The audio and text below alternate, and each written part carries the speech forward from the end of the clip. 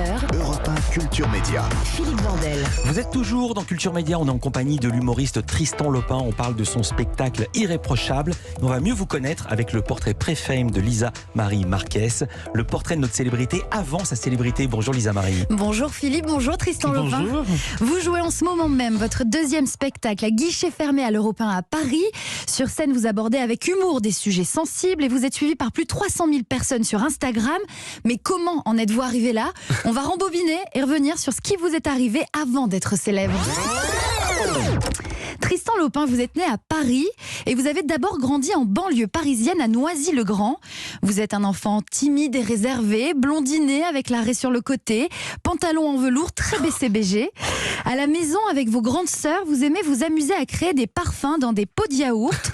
Vous jouez aussi à la marchande et à transporter des bassines d'eau sur la terrasse sans que la nounou ne vous voie faire. J'avais jamais entendu des jeux pareils. Eh ben, voilà. Je vous le reproche pas, hein, Ouais, mais c'est vrai. Qui vous a dit ça? Ah, je ne dirais elle pas. ne cite jamais ses sources. Ok. Mais c'est quoi ces jeux? Bah, c'était des jeux d'enfants, quoi. Transporter des bassines.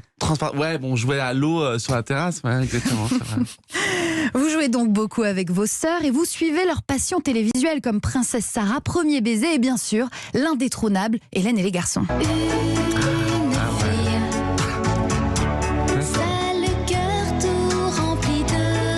Ça a illuminé votre visage, Ouais, ce générique. Parce que c'est pas ces génériques, c'est des souvenirs qui sont.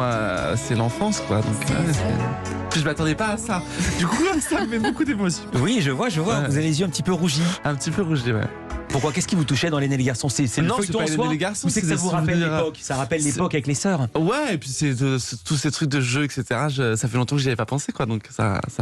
Et c'est pas fini, il y a aussi ces jeux que vous inventez, des mondes avec des personnages où vous êtes d'abord petit Gab avant de devenir le rebelle dieu des sables. Mais là, il va falloir nous expliquer parce que là, j'avoue, j'ai pas tout compris. Ah, c'était mes sœurs, c'était inventer des personnages à elles, et du coup, bah moi j'étais le dernier. Du coup, j'ai inventé des personnages à moi, quoi. Et j'ai inventé un personnage à moi. Et Dieu des sables parce que elles avaient toutes les deux des rôles de personnes qui gouvernaient un peu le monde, quoi. Et Ouais. du coup, moi je me suis dit, il faut que je gouverne un monde, et le mien c'était celui des sables, quoi.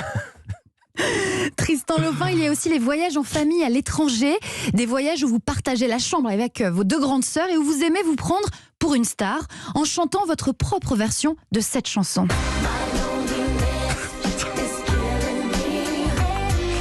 Mais là, on veut entendre votre propre version. Ah là là. Être Vous une avez une star, version une vraie. Être une star, une vraie. C'était être une star, une vraie. Attends, c'est vraiment très fort. On a le son, je crois qu'en régie, ils ont le son pour le karaoké. On peut Ah y aller, ouais. on peut le lancer. Écoute, Une star, une vraie.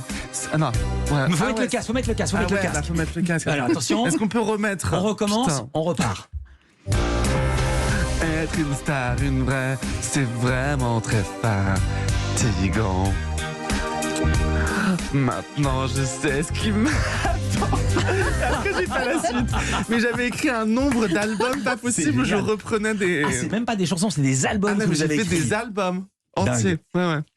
Côté scolaire, Tristan Lopin, après le bac, vous faites 3 mois de LEA, lettres étrangères appliquées, avant d'intégrer l'école des métiers du cinéma et de la télévision, l'ESRA, pour devenir réalisateur. Dans le cadre de ces études, vous partez 1 an à New York.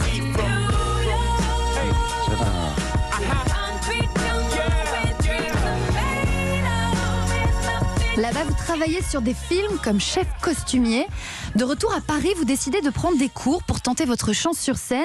Vous intégrez alors l'école du one-man show à Pigalle et votre professeur Johan Chabot flaire votre potentiel lorsque vous lui faites le sketch du Nutella. Vous le faites tellement rire qu'il vous dit « Si tu as besoin d'un metteur en scène, je suis là ». Ouais, c'est vrai. Alors qu'on était en plein cours, donc tout le monde était, tous les élèves étaient là, et j'étais hyper gêné, et puis ça a démarré comme ça. Et c'était quoi le sketch du Nutella? C'est un sketch dans le premier spectacle Dépendance affective où je parle à une copine qui est complètement dépressive. En fait, je me fous de sa gueule en disant que c'est vraiment une connasse. Alors qu'en fait, moi, je suis encore pire qu'elle, et que je parle de mon ex qui m'a largué il y a 8 ans, quoi. Donc, voilà. Vous montez alors votre tout premier spectacle, initialement baptisé Tristan Lopin pense comme une nana. Vous vous mettez en parallèle à faire des vidéos sur Facebook et YouTube et la magie opère. La suite, on la connaît, et moi, je m'arrête là. Merci Merci beaucoup, Lisa Marie Marquez. Et merci pour ce moment de karaoké. Ah ouais, bah écoutez, avec plaisir. Vraiment, je pensais pas qu'on ressortirait ça. Il y a plein de gens qui sont au courant, mais pas publiquement. Bah voilà, c'est trop tard. C'était une première dans Culture Média. Vous restez avec nous, on a encore plein de questions à vous poser. On va parler de hiéroglyphes, on va parler de jeux vidéo, on va surtout parler de Tristan Lopin avec Tristan Lopin.